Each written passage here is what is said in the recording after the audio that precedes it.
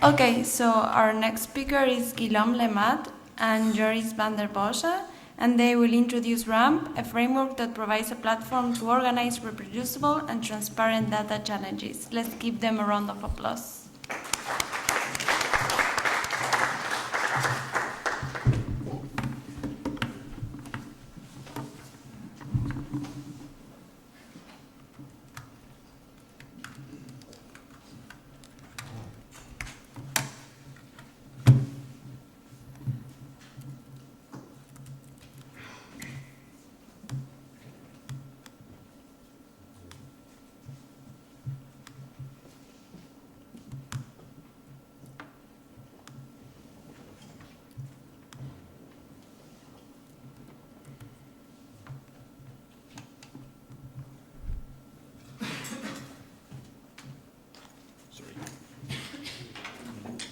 Hi, so my name is Guillaume Lemaitre, and then you have Joris at the front, so if you have any question, it's for him.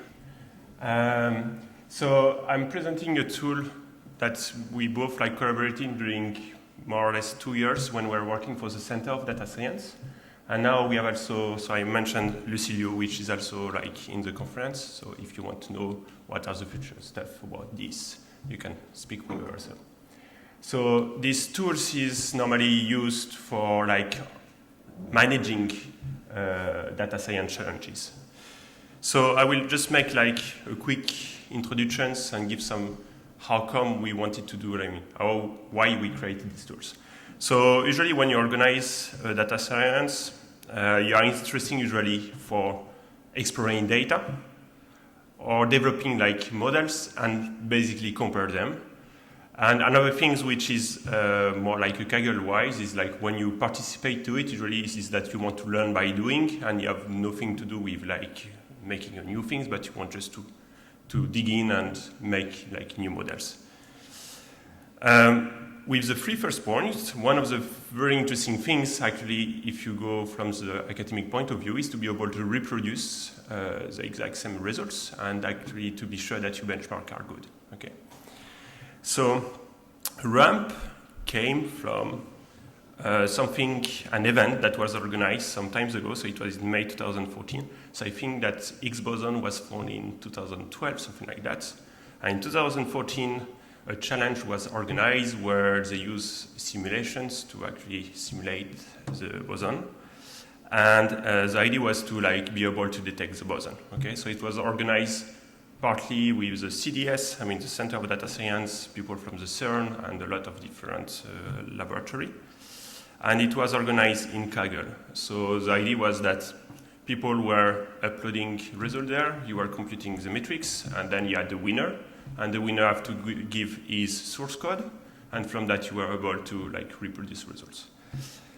Long story short, the code was written in Lisp, which was a headache to basically used, and we never know if actually the code was reused. Okay, so from that point, in the CDS, because we are part of that, Balázs Kaggle thought that actually that would be really nice to have a platform for challenges where you don't upload the results, but you upload code, we run your code, and then we can actually do something with it. So of course nowadays Kaggle also proposed these kind of things, but that was the original idea at that time.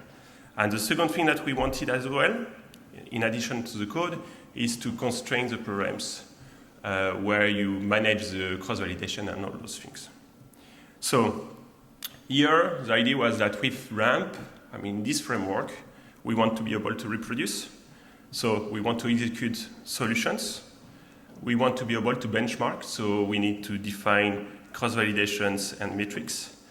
And in some way, we just constrain a lot of programs. So maybe it's not the best for some applications, but for our specific programs, that's what we wanted. So where do we use it and with which persons?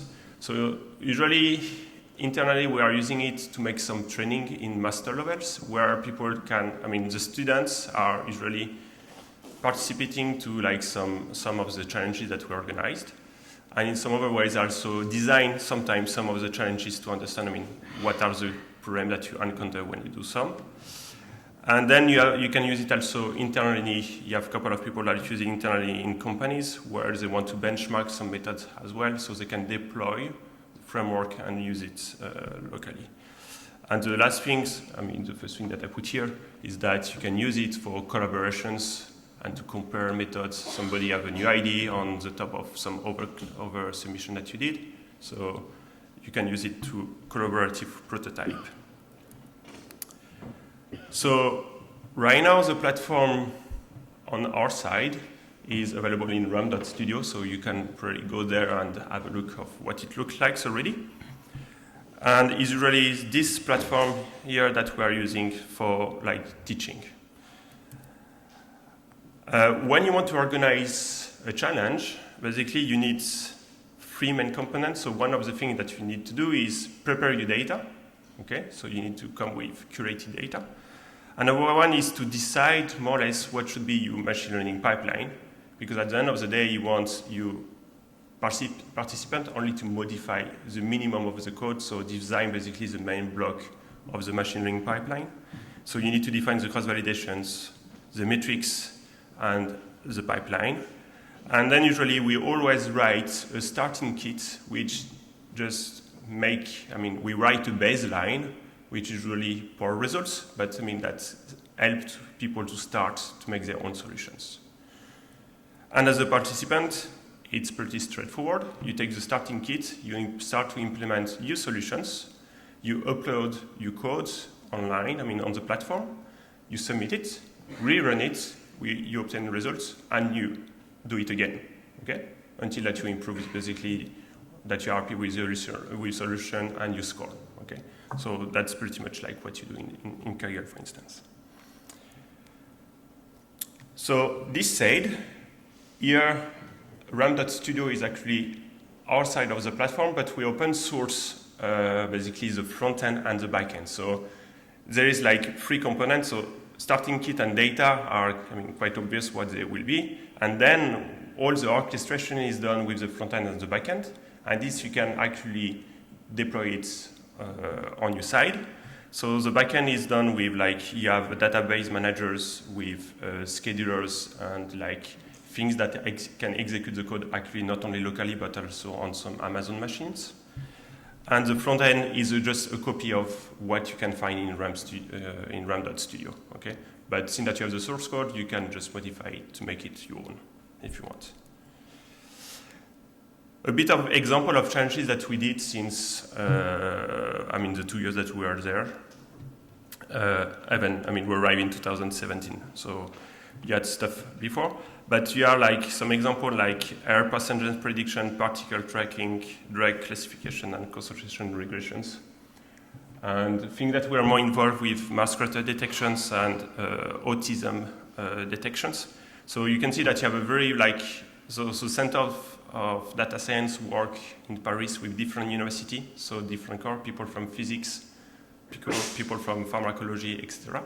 So we have a various number of challenges that are available. So it's kind of flexible until that the data are available. We can normally organize a challenge.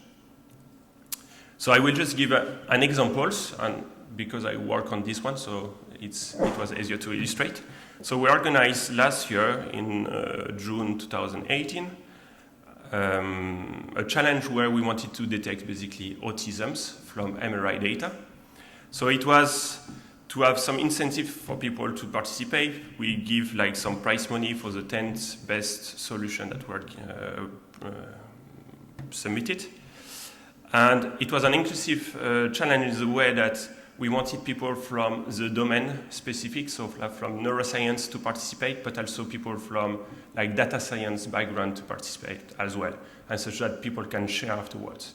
And it was a 2-phase challenge with 3 months of let's say competitions, and then we open all the solutions and people can actually collaborate afterwards. So we had specific sessions with collaboration with people that wanted to come. And everything was web-based organized, so basically it's available in ram.studio where you can see the submission and the scoring there. So from this, it was a bit of a success because we get around 146 participants, so I'm sorry, it's quite small, and around like 700 submissions. So we were really pleased because we had like some people that were coming from the data science background, some people that were coming like from the domain specific and from neuroimaging, which was not a given at the beginning. And from those, we are also able to make, let's say, some conclusions which are useful in the academic world, like getting results. So I just put some figures. I will not describe what they are doing. But basically, that those results were very interesting for the neuroimage domain. And because I just make my presentation to fit in 10 minutes, that's all what I have now. So if you have any questions, I'm happy to answer to them.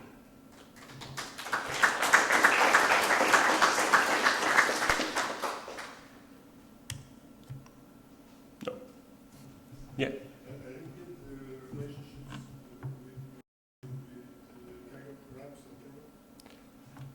No, it's so let's say this is now in Kaggle you can do as well challenges where you can submit codes and that you can have like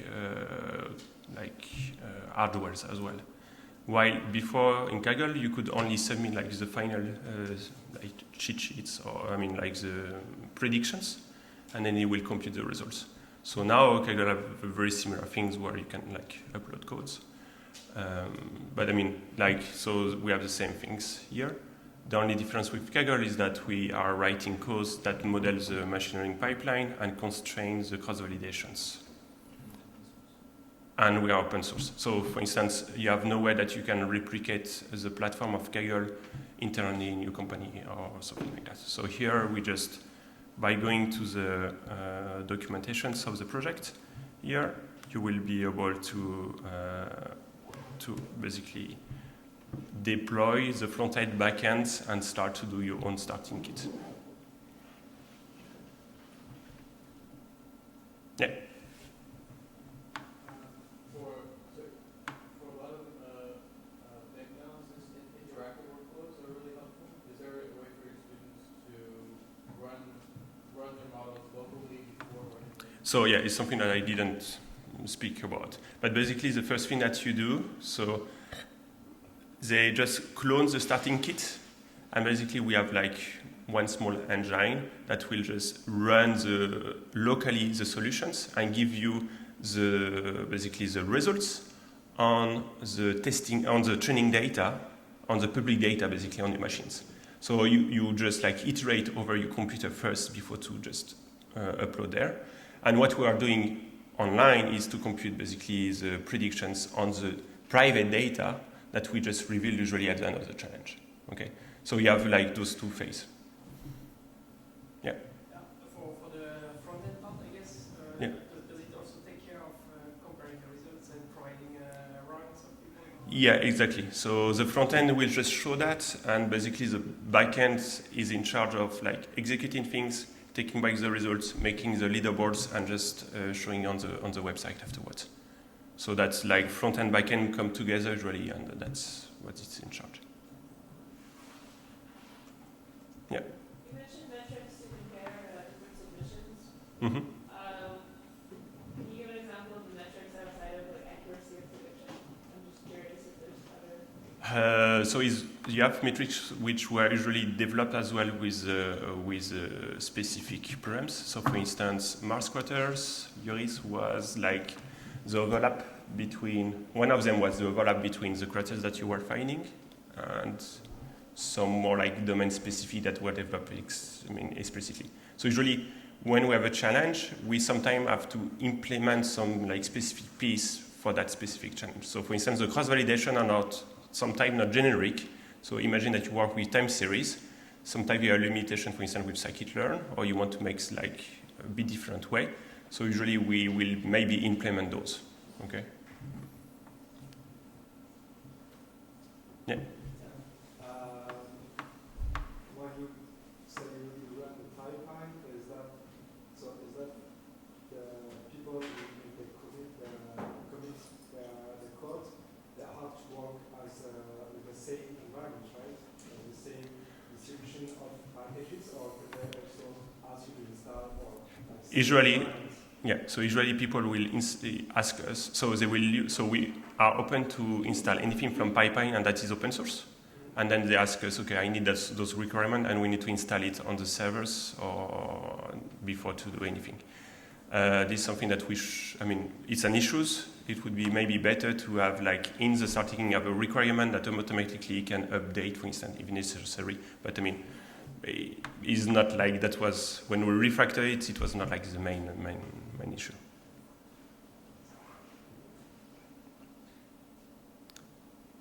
Okay, thanks.